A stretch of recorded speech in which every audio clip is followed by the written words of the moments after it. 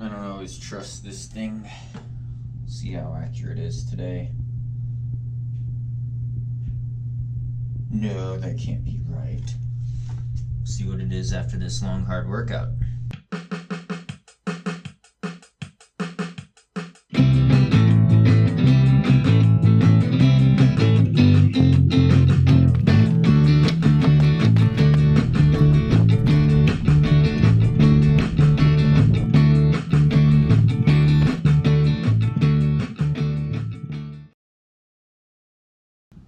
Gonna be running with a couple of these in my pocket. This is actually the Canaday. It's just in the old Power Rush packaging. My Spring Energy. Enter code SAGE for a 10% or a discount. Of course, got the Drymax Sage Runner sock on. Gotta do a long run today. Gonna have to do it. Gotta lube up.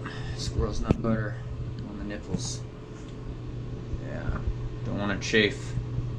Chafe-free run. Alright, so today is December 13th, 2017. Started a long run. It's gonna be a 23 miler total. About, what was that, 36, 37 kilometers. Starting off with 4-mile warm-up. Fairly steady. Not too crazy yet. Went onto the Boulder bike path. One of the bike paths. Sandy will come out with a bike, meet me for the real session, which Coach Sandy strongly said I should do, so I'm doing it. So listen to her. And it's a very tough session. There's no way to really sugarcoat this. It's gonna be brutal. But basically the idea is to get in more miles around marathon goal pace for extended periods of time. What better way to do it except during a long run? So this session is 4 times 3 miles. It's almost 4 times 5K, but 3 miles, 4 times 3 miles, 12 miles of quality work with a minute recovery mile in between, which I'll probably try to do in about 7 flat. If I get really tired, maybe I'll slow down to 7:30, that recovery mile. So it's gonna be a long, brutal session in the context of a 23 mile long run. I'll start after the easy 4 miles. So it'll be after 4 miles and it'll take me through 19 miles doing that quality work. So yeah, about a little over 4.5 weeks out before the Houston Marathon. It's crunch time. Time to get in shape. This is gonna be really tough. 5:17 per mile pace. It's goal marathon pace, 3:17 per kilometer. And yeah, I'll make up some excuses here right now why this session's gonna be so hard. A lot of you that run maybe 3-hour marathons, Boston qualifying marathons, you'll be like, oh, you know, a lot of people could do straight up sessions at 12 or 16 miles at goal marathon pace. But it's been a little harder for me getting the turnover back, and the faster the velocity, the more time it takes to recover from such a hard session. So a lot of elites will race a half marathon in their build-up at marathon goal pace. You see that a lot, but the idea is just to get in a hard effort. If I'm just close to marathon pace in these 3-mile repeats, it'll be good. And there's a couple of reasons why I might fall off the pace a little. All right, so excuse number 1. In the middle of a 130-mile week, is that like 208 kilometer week? So legs are a little tired. It's part of marathon training though. Gotta run these workouts on tired legs. The other thing is probably not in peak marathon shape yet. Without the taper, 4.5 weeks to go, probably not in sub 2:19 marathon pace. So to run 5:17 per mile, it's gonna be tough. It's gonna be really hard, especially as you progress into the long run. Second excuse is, what was my second excuse? Dang it. I'm at altitude. So, you know, Boulder, 5,300 feet, put that in meters. It's a little harder. Even when you live up here and train up here, still about, I'd say in my time range for me, 8 to 10 seconds a mile harder to run. We do have a beautiful day though. Not very much wind, great temperature, so no excuses there. Okay, so I just remembered another excuse. This bike path is not perfectly flat. It's pretty flat, but there are some turns and little bridge crossings and traffic. It's not as fast as the Houston Marathon course, though it is a similar, really hard concrete type of surface. And I got the Hoka 1-1 Tracer 2s on. So probably what I'm gonna race in, unless something decide otherwise, but I'm doing a lot of fast workouts in this shoe. The last session for context of training was 6 times a mile and a half on the bike path, the 3-minute rest, 3-minute recovery jog, kind of lactate threshold repeats, and was able to average 508 mile pace on that, which was pretty decent. Was nothing to write home about though, so you know, to do 3-mile repeats 10 seconds a mile slower than that, it's a little daunting right now, especially doing 4 times 3 miles. But you know, you gotta be tough. You gotta get out there and do some quality long runs every now and then. Thanks. And that's a key part of marathon training, especially at high level, is doing some really high-end efforts on long runs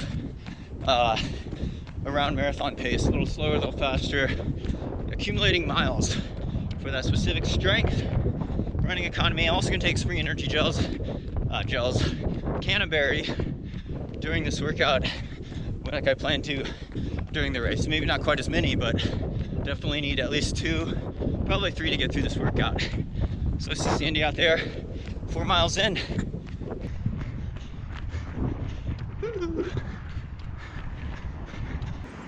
Alright, so I'm gonna do a little stretch break here because Sandy's not quite here with the bike yet. So I'm supposed to meet her. Got 27:20 maybe for the 4-mile warm-up when we split 4 miles here, but like I said, I gotta stop and wait here. I didn't want to have to wait around too long. Don't worry, you'll see it on Strava, the rest break. But I guess I'll stretch a little, pop the bike out, and then get going. Alright, so after a little delay, ready to roll. I'm about 3.9 miles, so I just roll right into it, fast part.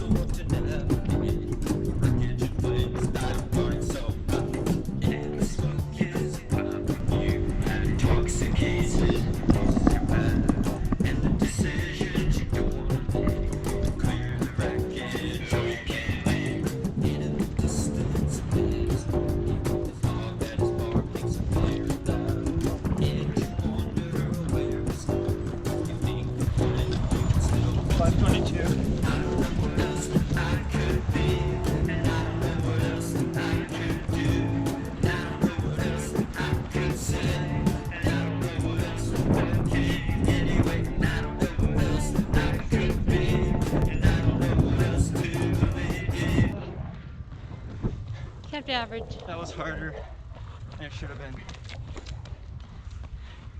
My heart rate isn't over threshold though. My legs are tired. Like, my legs are tired. It feels like I'm breathing hard, working hard. Heart rate only got up to 166, which is approaching threshold. I just felt tough. Obviously 5 seconds per mile too slow. I don't know if I have residual fatigue from Xterra. Yeah, as long as you can keep that pace for the rest of the workout, I think you're getting the benefit. Like if you start slowing down too much, that's one thing. But this workout was just meant to get you to run strong when you're tired. Like you're gonna need to at the end of the marathon. Yeah. You just gotta be careful about overtraining these weeks. Well, that's why we're doing this 4.5 weeks out. 7:13.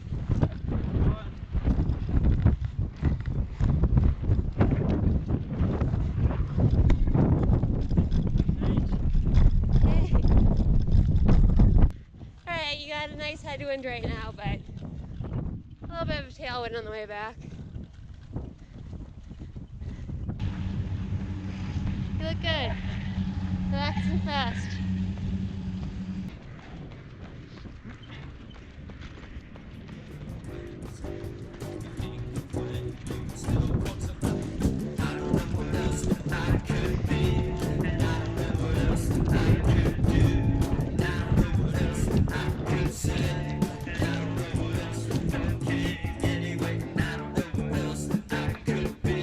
All downhill.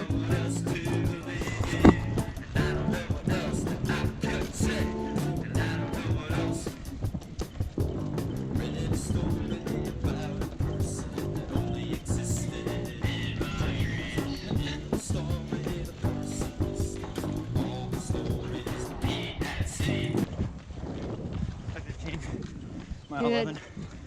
That downhill makes a big difference. Yeah.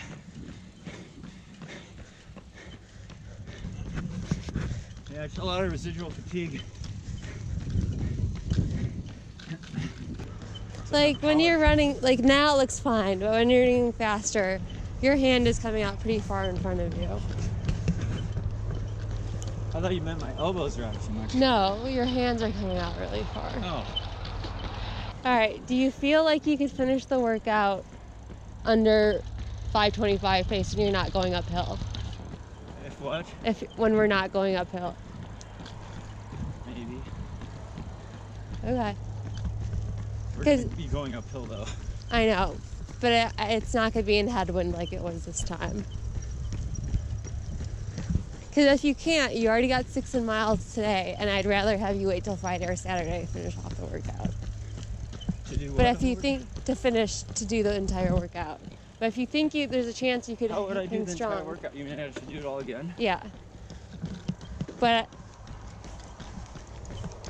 that's why I'd have to decide now. But if you think there's a chance you could keep it under 5:25, I think we're gonna go uphill. I think we should and I'm gonna finish be over it. 5:25. But Well, if I finish downhill, I could probably get back under 5:25. okay. I don't know. It's gonna be close. Well, if you think there's a chance, then it's worth it. I'll take a sip of that. You know, whenever I do the workouts on this bike path, I tell myself on the way up I expect it to be like in the 5-second range slower. I probably won't go 3 miles up. I'm gonna go up 2 miles and then turn around. And then do your warm up going back up. What? Or you could do your mile in between My going easy back mile up. to go back Yeah. up. That's what I'll do. Yeah, that makes sense. Otherwise, you get into past the 6:52 for recovery sweat.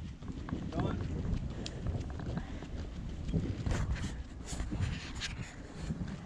Third set. Okay, so this bike path follows the river, which means one way is up, one way is down.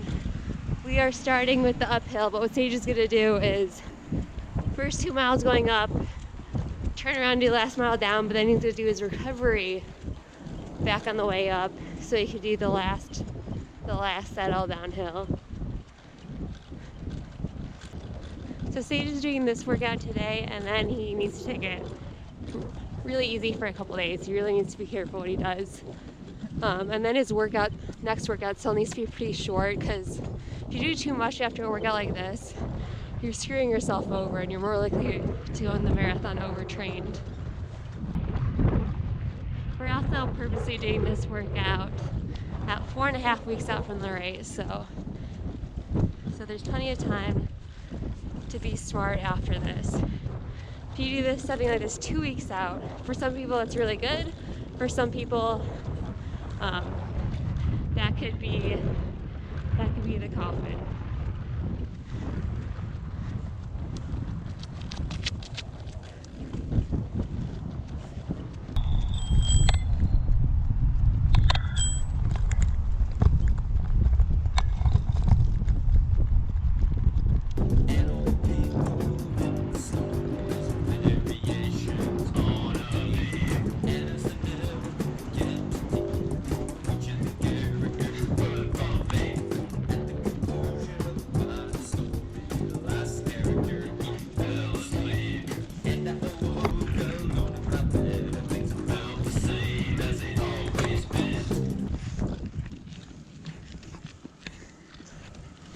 Take the gel and then take another sip of your drink.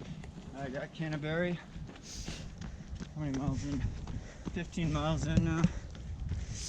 Total time 1:30, 91 minutes. That's probably closer to 90 minutes. 15 miles. Feeling work today. It's one of those rough workouts you got to work through. Not quite hitting goal pace, but stay close enough. It's good. It's still a good long run workout. Just think I got a lot of residual fatigue from the race. You know, Xterra went decent. 6 by a mile and a half was a tough workout 3 days ago. High mileage again. So part of the training. Not a confidence builder today, but we're gonna fight through it.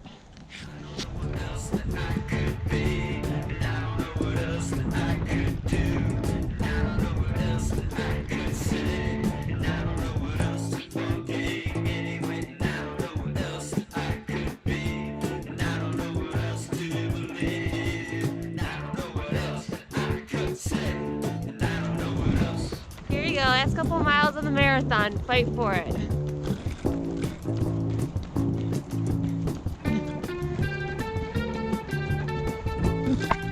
Come on, Sage, don't give in. You're almost there.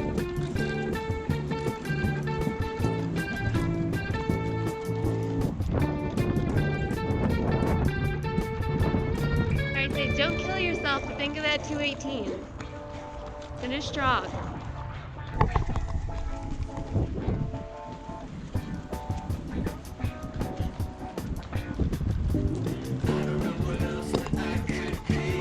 Hey, here we go. Finish line in sight. I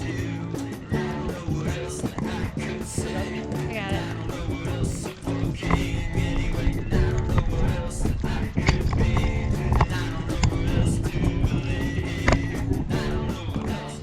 Hey, it's a good finish. That was not an easy last mile. Alright, I gotta keep going.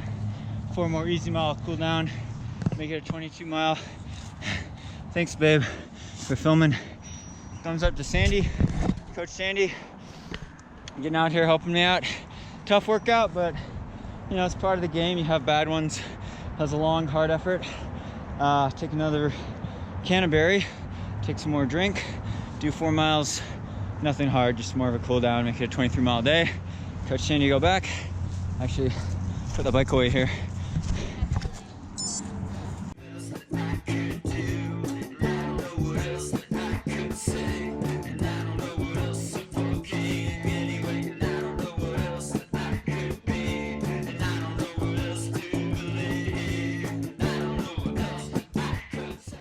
Big thanks again to Coach Sandy. Check out her YouTube channel, Running Wild to Believe. Put a link to it in the description below, as well as at the end of this video. Thanks for all the support. Really appreciate your support, comments. Hope your training's going well. Check out our training plans at sagerunning.com. Again, thank you, Coach Sandy.